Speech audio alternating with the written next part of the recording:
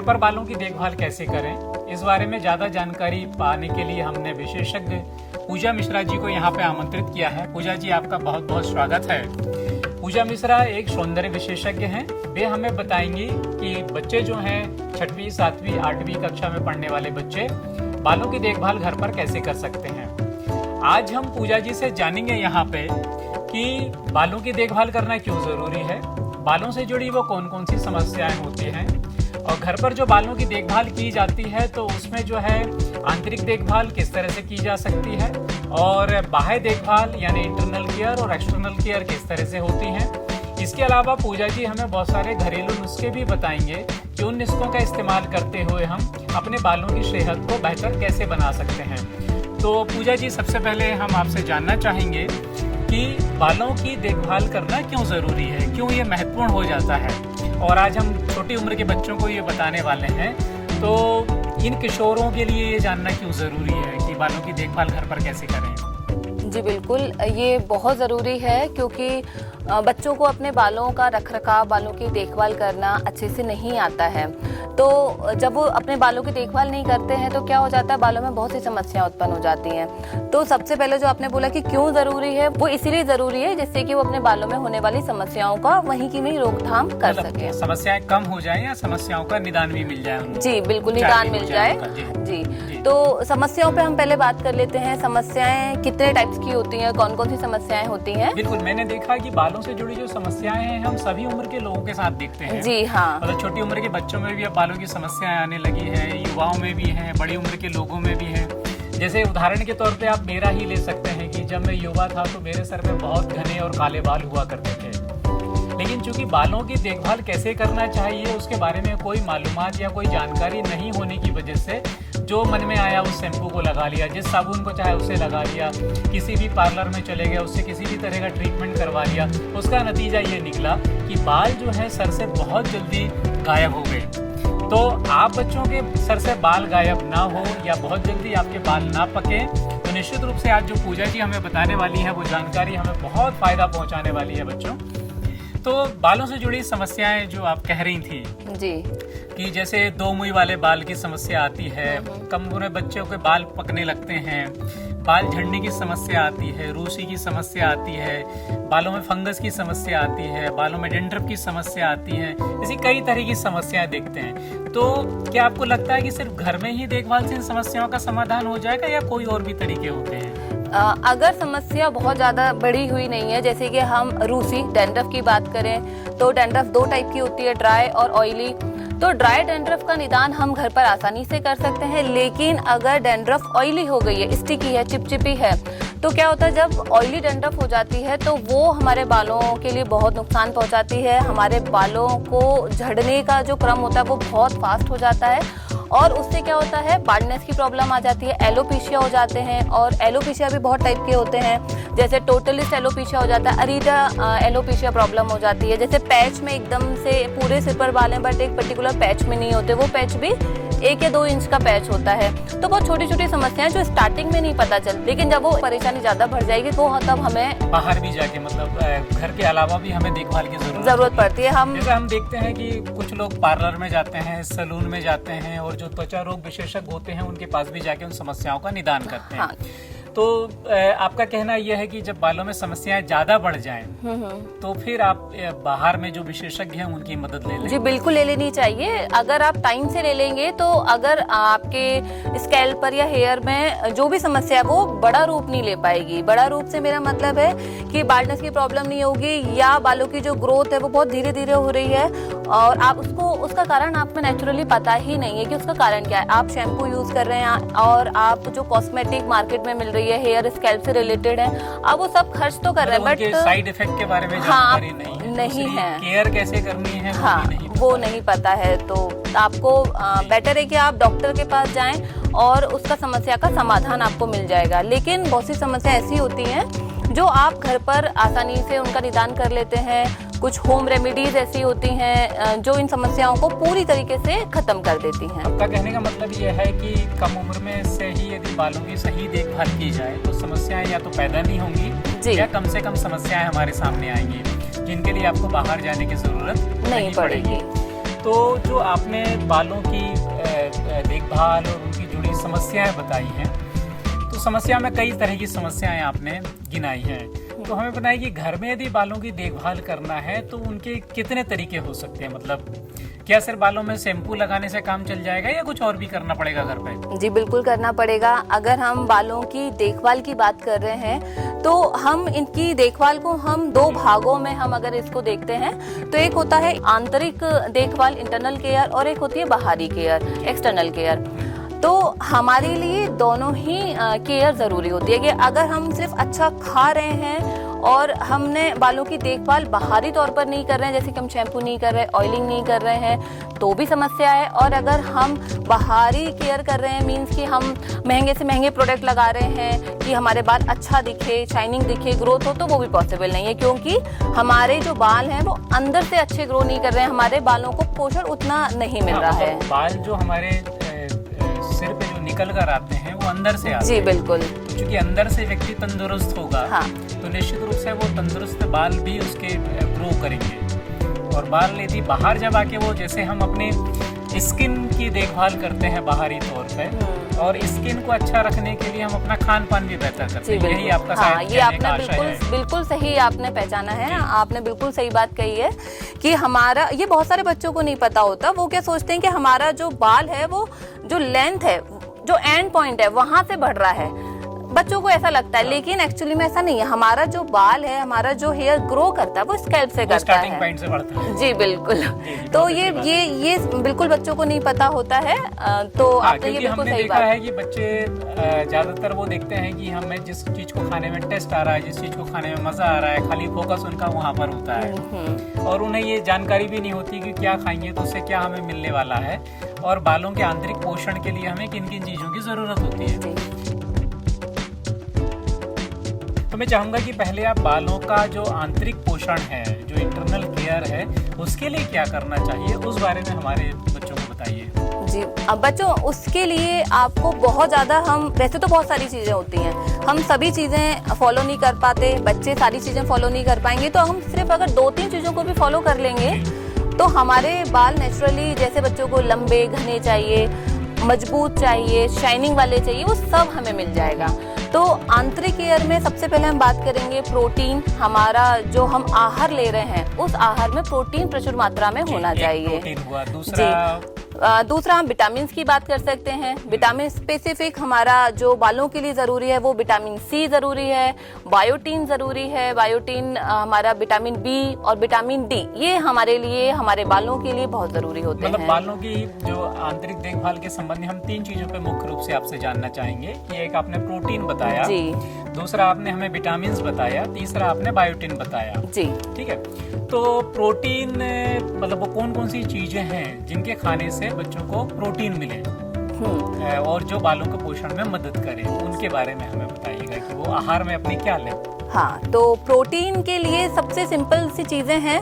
Protein जैसा कि सभी जानते हैं कि हमें दूध से मिलता है ना। दूध से बने उत्पाद हैं जैसे कि दही, मट्ठा, पनीर।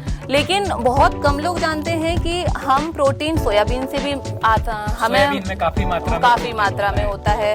सोया मिल्क भी, सोया कर्ड जी बिल्कुल आता है, टोफू पनीर आता है। और बहुत से बच्चे ऐसे होते हैं, आजकल आपने सुना होगा कि बच्चा दूध नहीं पीता है, बच्चा दही नहीं खाता है। आप उसको बिल्कुल फोर्स ना करें। अगर वो नहीं ले रहा है तो आप दूसरी चीजें देखें, वो उसको अच्छे से खाएगा। जी, वो प्रॉब्लम होती है ज्यादातर बच्चों में, वो सूट नहीं होते, मिल्क प्रोडक्ट उनके लैक्टोज सूट नहीं हो पाते हैं। तो आप उनको फोर्स ना करें क्योंकि वो उनको लॉन्ग टर्म में प्रॉब्लम दे सकता है। जैसे सोयाबीन का दूध तो जो है आसानी से घर पे भी बनाया जा सकता है और उनके टेट्रा पैक भी मार्केट में बहुत आसानी से उपलब्ध हैं। अगर आप घर पर नहीं बना पा रहे हैं या कुछ समस्या है तो आप मार्केट के टेट्रा पैक लाकर रख सकते हैं, वो इजीली आप उसको उपयोग कर सकते हैं। और सोयाबीन के अलावा क्या दालों के बारे में बताइए, वो कौन सी दालें हैं जिनमें ज्यादा मात्रा में प्रोटीन होता है? सभी प्रकार की दालें आपको वैसे खानी चाहिए क्योंकि दालें हमारे शरीर के लिए, हमारी सेहत के लिए, हमारी बालों के लिए, ओवरऑल हेल्थ के लिए बहुत जरूरी होती हैं। तो आप अपने घर में अपनी मदर को, अपनी माँ को स्पेशली बोलें कि ना हम अरहर की दाल लें, मूंग की दाल आप ले सकते हैं। इसके अलावा आप अंकुरित अनाज जो होता है, स्प्राउट्स जिसको बोलते हैं, आप वो जरूर आप शामिल बच्चों से करें। हम जरूर यहाँ कहना चाहेंगे एक खास बात कि बच्चे क्या करते हैं कि सब्जियाँ और दाल खाना बिल्कुल पसंद नहीं करते, जबकि आपकी सेहत के लिए बहुत जरूरी है। तो बच्चों जरूर ध्यान से हर दिन अपने भोजन में कम से कम 1 या 2 कटोरी दाल जो है वो जी बिल्कुल, जो एक शामिल पीते हैं करें। वो 2 कटोरी पीने तो लगे। हाँ, 2 कटोरी दाल, और अच्छी दाल अरहर की दाल है, तुअर की दाल है, या मूंग दाल है, या मिक्स दालों का भी जी, इस्तेमाल कर मिक्स सकते दाल हैं। सबसे बढ़िया है, सारी दालें मिक्स हो जाती हैं। तो जो बच्चा कोई एक पर्टिकुलर दाल नहीं खाता, तो आप मिक्स दाल थोड़ी थोड़ी मिक्स करके आप बनाएं, वो सारे उसको सारी दालों के पोषण और मिलेंगे। मुझे लगता है कि कक्षा 8 में पढ़ने वाली जो बेटियां हैं या बेटे हैं, वो तो अपने लिए दाल खुद बना भी सकते बना हैं। ये सकते समझ हैं में आ गया, बिल्कुल, इसको हाँ। और आसान है। अगर वो इसको देख रहे हैं तो वो ये जान पा रहे हैं कि ये हमारे लिए क्यों जरूरी है और हमें ये हमारे लिए किस लिए जरूरी है, तो इसका उन्हें लाभ मिलेगा। एक आपने जो अंकुरित अनाज बताया, तो अंकुरित अनाज में कौन कौन से अनाज को अंकुरित करके बच्चों को खाना चाहिए, और ये अंकुरण का काम तो बच्चे खुद ही कर सकते हैं। बिल्कुल खुद कर पानी में सकते हैं, अनाज उनको स्कूल में सिखाया भी जाता है कि हम स्प्राउट्स कैसे बनाते हैं। Even 5th class 4th class में ही बता दिया जाता है कि हम अंकुरित कैसे करते हैं, पूरा प्रोसेस बताया जाता है। तो 6th 7th 8th का बच्चा आसानी से ही कर सकता है कि आप मूंग दाल, जो साबुत मूंग दाल होती साबुत है, खड़ा मूंग जो हाँ जी, वो ले सकते हैं। मूंगफली भी आप साथ में भिगा सकते हैं, क्योंकि मूंगफली जो होती है भीगी मूंगफली में हुई प्रोटीन काफी ज्यादा काफी मात्रा में होता है, वो जब भिगा के आप खाते हैं तो उसका जो पोषण है वो कई गुना बढ़ जाता है। जी, जी। तो वो हमारी हेल्थ के लिए, हमारे बालों के लिए बहुत लाभकारी होता है। आप मूंग दाल ले सकते हैं, आप सोया भी भिगा सकते हैं, मूंगफली भिगा सकते हैं, और आप चाहें तो थोड़ा जो मेथी होता है ना, मेथी दाना, मेथी दाना, जी। आप अगर बच्चा शुरू से थोड़ा, मैं उसके लिए हमें ज्यादा नहीं चाहिए, अगर आप 1 पिंच 2 पिंच भी एक बाउल में अगर भिगाते हैं, सारे अनाज भिगा रहे हैं, तो इसको भी भिगाएंगे। हाँ बस काफी है, क्योंकि मेथी के अपने अलग गुण हैं, और वो शुरू से ही जब बच्चे को मिलेगा तो वो ओवरऑल उनके लिए अच्छा रहेगा। आगे चल के उनको काफी सारी जो डिजीजेज होती हैं उससे उनकी बोल सकते हैं प्रतिरोधक क्षमता वो बढ़ाने में मदद तो करेगा। बच्चों, देखा आपने कि पूजा जी ने हमें बहुत अच्छे तरीके से बताया कि बालों के लिए जो है प्रोटीन बहुत जरूरी है। तो प्रोटीन जो है आपको अपने भोजन के माध्यम से मिलता है। तो प्रोटीन के लिए क्या करें, आपकी जो प्रोटीन युक्त जो आहार है जो पूजा जी ने बताया, उनका जरूर इस्तेमाल करें। कि आप दालें हैं, मूंगफली के दाने हैं, इस तरीके कई चीज़ों के इस्तेमाल के बारे में आपने बताया। दूसरा आपने कहा था विटामिन के बारे में। जी। वो कौन सा पर्टिकुलर विटामिन, कई तरह के होते हैं, तो कौन सा विटामिन जो है बालों के लिए ज़्यादा ज़रूरी होता है, उसके बारे में हमें बताइए। विटामिन सी ही हम यहाँ बात करेंगे। विटामिन सी इसलिए जरूरी होता है क्योंकि वो हमारे बालों को पतला होने से रोकता है। और जो हमारे, ये तो मुझे भी नहीं पता था। हाँ ये नहीं पता होता, अगर आप पता चलेगा, और ये बहुत इजीली हमें सोर्स में हम इजीली इसको इंटेक कर सकते हैं। विटामिन सी बालों को पतला होने से रोकता है, बालों को टूटने से रोकता है, और जो स्कैल्प पर आप देखेंगे ड्राइनेस की प्रॉब्लम हो जाती है, और ड्राइनेस की वजह से क्या होता है, ईचिंग होती है, खुजली होती है। बच्चे स्पेशली बोलते हैं कि ये भी विटामिन सी की कमी से। यस, ये विटामिन सी की कमी से होता है, क्योंकि ड्राइनेस आ जाती है स्कैल्प पर, और एक्सेस जब ड्राई होता है हमारा स्कैल्प तो क्या ईचिंग होती है। तो जब बच्चे स्कूल से घर आता है तो पसीना भी रहता है, और ऑलरेडी ड्राई है उसका अगर सपोज स्कैल्प, तो क्या होगा ना, और मतलब पसीना मिला है ना, और सिर पर फंगस और बैक्टीरिया बनेगा। यस, तो उससे क्या होगा, एलर्जी हो सकती है, इन्फेक्शन क्रिएट हो सकता है, तो उसको वो खुजली वाली प्रॉब्लम हो जाएगी। तो अगर स्कैल्प ड्राई ही नहीं होगा तो ये प्रॉब्लम ही नहीं होगी मतलब उनको, विटामिन सी इन चीजों को रोकने में मदद करेगा। तो हमें ये बताइए कि बच्चे वो क्या चीजें खाएं जिनसे उन्हें विटामिन सी मिल सके। हम ये 6th 7th 8th के लिए बात कर रहे हैं। तो इतनी क्लास का बच्चा ये आसानी से जानता है कि विटामिन सी का सबसे अच्छा सोर्स होता है सारे खट्टे फल, साइट्रिक फ्रूट्स जो होते हैं। और साइट्रिक फ्रूट्स में सबसे पहले हम नींबू की ही बात करेंगे, लेमन है, आंवला है।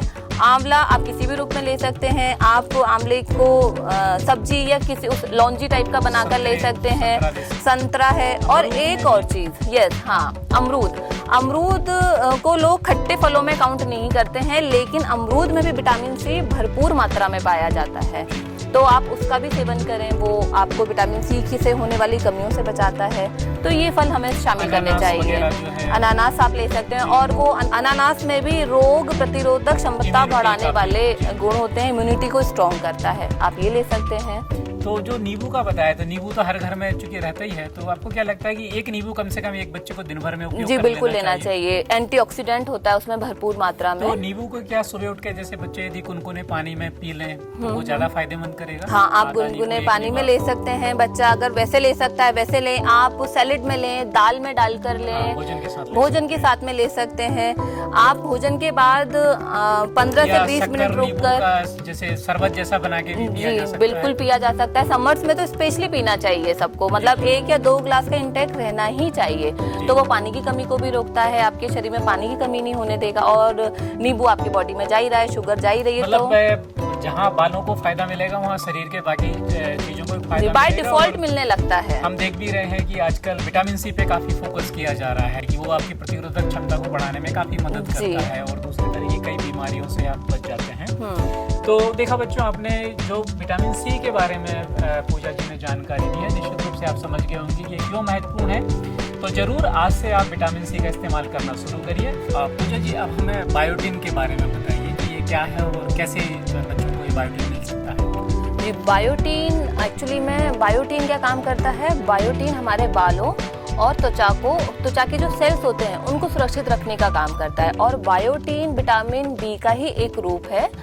और अगर हम ये हमारी बॉडी को, हमारे शरीर को अगर ये प्रचुर मात्रा में नहीं मिलता तो ये बालों और त्वचा से रिलेटेड बहुत सारे रोग उत्पन्न कर देता है। तो ये क्या बालों के अंदर जो सेल होती है उसको भी केयर करता है? जी बिल्कुल, उनको केयर करता है। जो बालों की रूट के अंदर जो सेल्स होते हैं ना, उनको वो केयर करने का काम करता है। वैसे तो जो विटामिन बी है वो हम जो भोजन करते हैं उसमें कई सोर्स से हमें मिल जाता है। हाँ, वो मिल जाता है। कुछ विशेष चीजें आप बताना चाहेंगे कि जिनका इस्तेमाल बच्चे करें तो विटामिन बी जो है उन्हें भरपूर मात्रा में मिल सके? जी, बायोटिन का सबसे सरल तरीका है कि आप भरपूर मात्रा में पानी पिएं।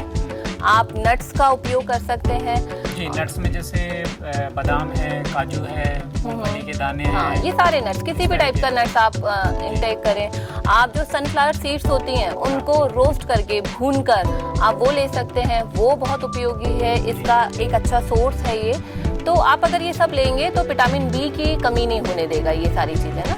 ये तो हुआ कि ये आपने जो हमें आंतरिक देखभाल के बारे में 3 चीजें बताई। आपने प्रोटीन बताया, विटामिन सी हमारे को बताया, और बायोटिन यानी विटामिन बी के बारे में बताया। कुछ और कुछ घरेलू नुस्खे बता दीजिए कि जिन्हें बच्चे फट से अपना तैयारी करें और बालों का पोषण कर लें वो चीजें खा पी के।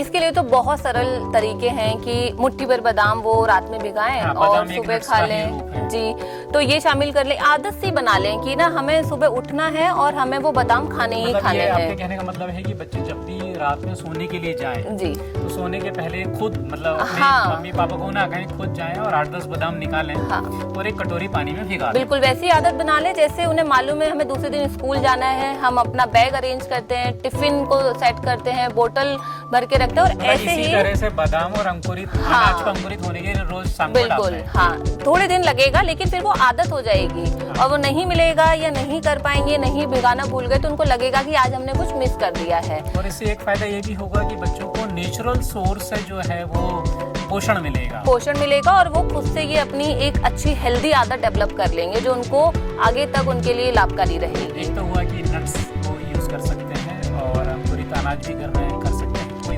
घरेलू नुस्खा बताना? हाँ, वो आंवले का सेवन कर सकते हैं। आंवला विभिन्न रूप में आप यूज कर सकते हैं। आप आंवले की कैंडी, बच्चे कैंडी बहुत पसंद करते हैं, आंवले की मीठी कैंडी होती है, शुगर, घर में भी बना सकते हैं, बाहर भी इजीली मिल जाती है, बट घर की कैंडी आप यूज करेंगे तो वो ज्यादा अच्छी रहेगी। मुरब्बा खाने के साथ में लें, मुरब्बा बहुत टेस्टी भी होता है और वो बच्चों को पसंद भी आता है। च्यवनप्राश में भी काफी मात्रा में आंवला डाला होता है। आंवला के स्पेसिफिक च्यवनप्राश मार्केट में अभी आए हुए हैं। हाँ, तो वो बच्चे ले सकते हैं। और च्यवनप्राश तो घर में बनाया जा सकता है। यदि बच्चे अपनी मदर की हेल्प करें या मदर की हेल्प ले लें तो उनकी मदर भी उनके लिए च्यवनप्राश बना के जी बिल्कुल बना सकते हैं। और उन्हें मालूम है कि हमें इसमें किसकी क्वांटिटी ज्यादा रखनी है और हमारे बच्चे को कैसा पसंद है, कि मीठा ज्यादा पसंद है। आपका पर्पस, हमारा पर्पस, सबका पर्पस क्या होता है कि हमारा बच्चा एक हेल्दी डाइट ले ले।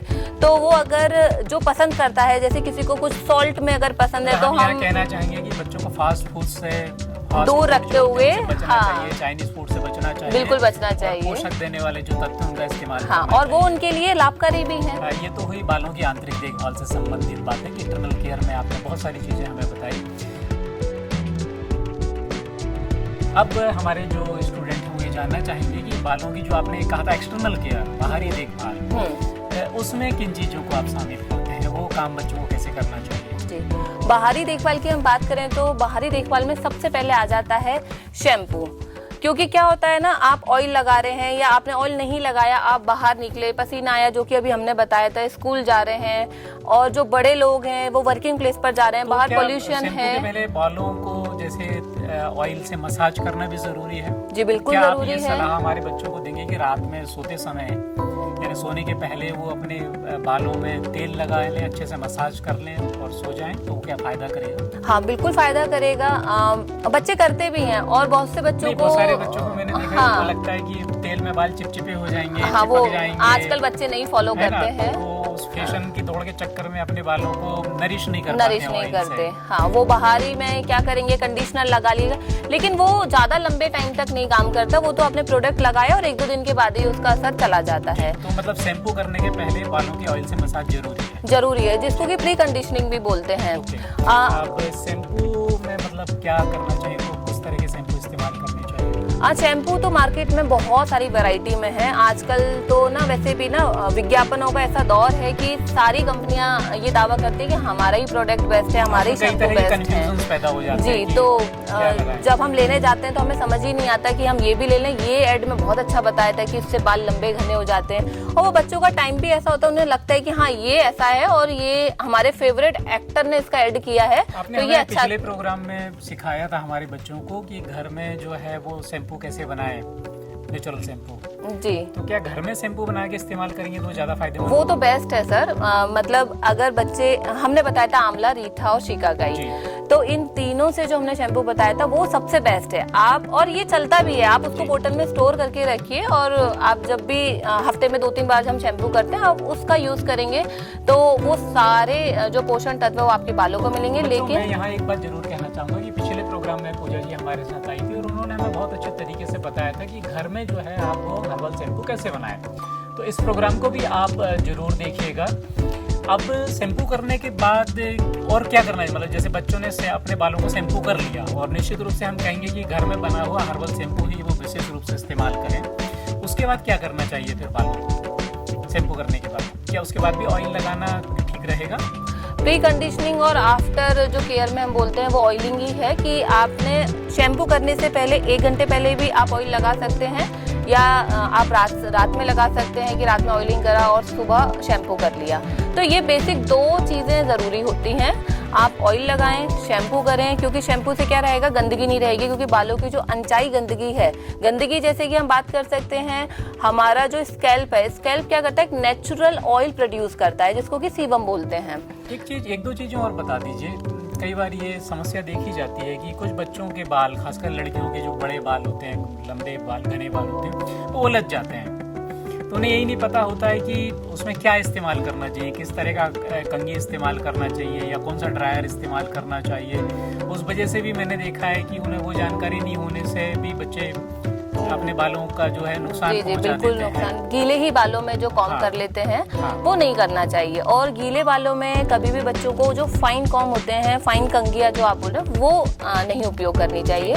जो ब्रॉड कॉम आते हैं ना वो यूज करें, और बालों को आप थोड़ी देर नेचुरल ही ड्राई होने दें। आप ड्रायर का भी यूज ना करें, इमीडिएट ड्रायर ना लगाएं। इमीडिएट ड्रायर ना लगाएं गीले बालों में। जब वो ये मान के चले कि 50% जब ड्राई हो जाए और आपको बहुत अर्जेंट है, कहीं जाना है, तभी आप ड्राई का यूज करें। अदरवाइज तो हम यही बोलेंगे इतने छोटे बच्चों को ड्रायर और ये सब नहीं यूज करना चाहिए, क्योंकि वो क्या करता है, वो भी आपके बालों का नरिशमेंट ले लेता है, ड्राइनेस ला देता है, और ड्राइनेस होता है तो अगेन स्प्लिट एंड्स की प्रॉब्लम होती है। फिर बच्चे बोलते हैं हमारे बालों में 2 मुँहे बाल हो गए।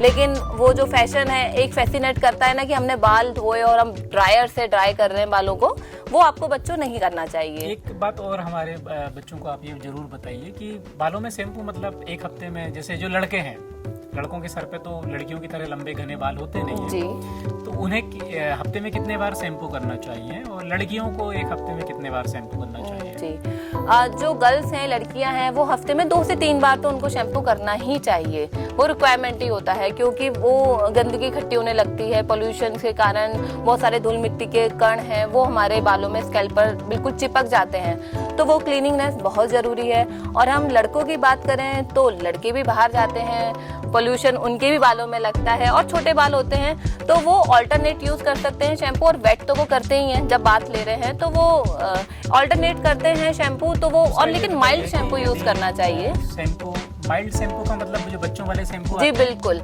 माइल्ड शैम्पू ही यूज करने चाहिए, जो हम फ्रिक्वेंटली जो शैम्पू यूज करते हैं बालों में। मतलब है कि जो वयस्कों के लिए जो शैम्पू मार्केट में रिकमेंड किए जाते हैं उनका इस्तेमाल कम उम्र के बच्चे ना करें। जी तो बेहतर होगा कि वो एक तो घर का बना शैम्पू इस्तेमाल करें, और घर में किसी वजह से शैम्पू नहीं बना रहे हैं तो जो बच्चों के लिए स्पेशली रिकमेंड किए जाते हैं उन शैम्पू का इस्तेमाल। जी बिल्कुल, उनमें क्योंकि केमिकल बहुत कम मात्रा में होता है। बता दीजिए कि घर में जैसे सपोज यदि शैम्पू नहीं है तो क्या घर में जो नहाने का साबुन होता है उससे भी बालों की सफाई की जा सकती है?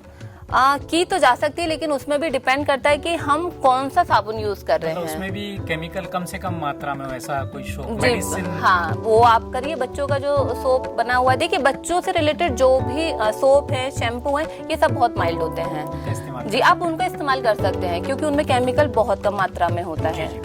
अब कुछ हमारे बच्चों को होम टिप्स दे दीजिए, मतलब एक तो शैम्पू ऑयल तो आपने बता दिया, इसके अलावा बालों में और क्या लगाएं? हमारी देखभाल के अंतर्गत जो आपने ऑयलिंग और शैम्पू के बारे में बताया, अब हम चाहेंगे कि कुछ घरेलू नुस्खे आप बता दें कि बच्चे घर में जैसे वो क्या करें, कि दही का इस्तेमाल करें या नारियल के दूध का इस्तेमाल करें कि एलोवेरा जेल का इस्तेमाल करें, बादाम तेल, ऐसे कई तरह की चीज़ें हमने देखते हैं बहुत सारे तरीके रिकमेंड की जाती हैं। तो मैं चाहूँगा कि पहले बताएं कि क्या नारियल का जो दूध होता है वो बालों के लिए फायदेमंद होता है? जी बिल्कुल, बहुत ज़्यादा फायदेमंद होता है, क्योंकि उसमें आयरन होता है, पोटेशियम होता है, और जो उसका फैट होता है ना, वो हमारे बालों पर एक मॉइस्चराइजिंग का काम करता है, जो नेचुरल स्मूथ करता है बालों को।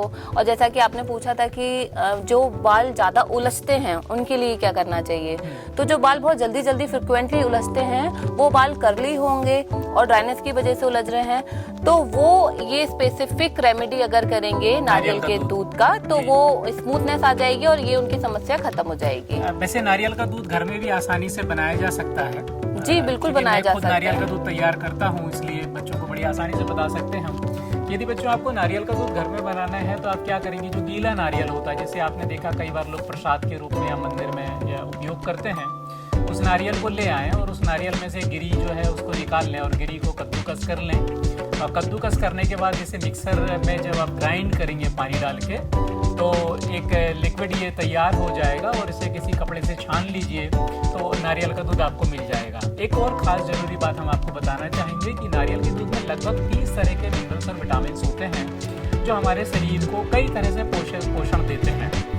तो नारियल के दूध को हम पीने में भी इस्तेमाल कर सकते हैं। और दूसरा, जैसा पूजा जी ने बताया कि नारियल का दूध जो हमने तैयार किया है उसको बालों में हम लगा, तो नारियल के दूध को कितनी देर बालों में लगा के रखना चाहिए? नारियल के दूध को आपको स्कैल्प पर लगाना है, स्कैल्प पर बालों पे नहीं लगाना, मतलब अंदर जो है यहाँ पे मसाज जी। स्कैल्प जो ड्राइनेस की प्रॉब्लम है, आप स्कैल्प पर भी लगा सकते हैं जिनको स्कैल्प की प्रॉब्लम है। और अगर स्कैल्प पर कोई प्रॉब्लम नहीं है और लेंथ उनको लग रहा है कि भाई ड्राई है, 2 मुँहे बाल बहुत ज्यादा हो रहे हैं, तो वो उसके दूध को लेंथ पर भी अप्लाई कर सकते हैं, उसके लिए भी बहुत अच्छा है। और ये हेयर ग्रोथ को भी प्रमोट करता है नारियल का। कितनी देर लगा के रखना चाहिए नारियल के दूध को? ये 10 से 15 मिनट आप लगाकर छोड़ दें बिल्कुल, और 10 से 15 मिनट के बाद में आप चाहें तो जो शावर कैप होती है वो नहीं है तो टाल जो होती है उससे बालों को कवर कर लें, तो वो क्या होगा, जब कवर रहेगा तो हल्का सा हीट बनेगा। जी, हीट बनेगा, तो वो और हेयर ग्रोथ को प्रमोट करेगा। जो फॉलिकल्स हैं, फॉलिकल्स ओपन होंगे तो वो नरिशमेंट हमारा क्या होगा, पेनिट्रेट हो जाएगा स्कैल्प पर। तो बेसिकली हमारे स्कैल्प को नरिशमेंट मिला, हेयर को नरिशमेंट मिला, तो बालों की ग्रोथ अच्छी हुई, सेहत अच्छी हुई, बालों में स्मूथनेस आई और बालों में शाइनिंग दिखेगी। जी, बहुत बढ़िया। दूसरा ये चीज बताइए कि एलोए वीरा को किस तरह से घर में इस्तेमाल करें जिससे बालों में सपोर्ट मिले देखभाल में? जी, एलोवेरा लोग स्किन पर और हेयर पर अप्लाई करते हैं। लोग मैंने देखा एलोवेरा घर में गमलों में उगा भी लेते हैं। हाँ, क्या ज़्यादातर भी इस्तेमाल कर सकते हैं? जी बिल्कुल यूज कर सकते हैं आप। एलोवेरा बहुत सिंपल तरीका है, उसको आप उसका जो कट leaf करके, होता है। हाँ उसकी लीफ को कट करेंगे और पील करेंगे तो आप स्पून से अगर निकालेंगे तो जेली फॉर्म आपको मिलेगा। और आप उस जेली को मिक्सी में पीस कर उसका लिक्विड जैसा बना लेंगे, पानी जैसा बिल्कुल हो जाता है।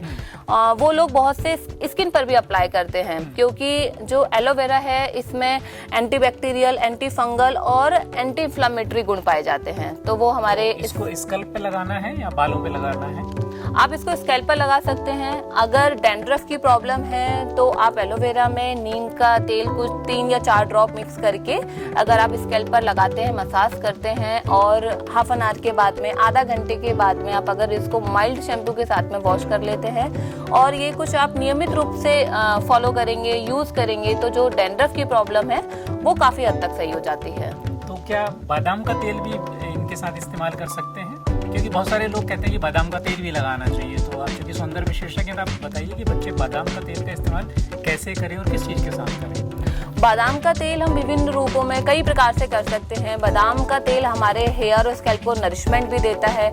बादाम का तेल आप स्कैल्प पर लगाएं, लेंथ पर लगाएं, आप नेक्स्ट डे फिर वॉश कर लें। मतलब जब आप लगा रहे हैं अच्छे से मसाज करेंगे तो मसाज करने से क्या होगा, जब आपने मसाज किया तो हमारा जो ब्लड सर्कुलेशन है वो बढ़ जाता है।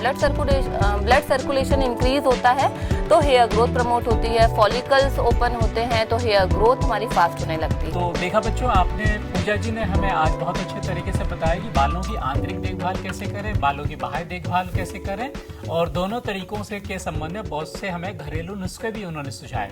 तो निश्चित रूप से ये जानकारी आपके लिए फायदेमंद होगी और आप अपने बालों की सेहत को बेहतर बनाए रखने के लिए इन सारी चीजों का, इस जानकारी का उपयोग करेंगे। तो पूजा जी, आज आप हमारे बीच में आई और आपने हमारे बच्चों को बहुत अच्छी जानकारी दी है, तो इसके लिए आपका बहुत बहुत धन्यवाद। जी धन्यवाद बच्चों, फिर अगले किसी और शैक्षिक कार्यक्रम में आपसे फिर मुलाकात होगी। तब तक के लिए आपको भी धन्यवाद।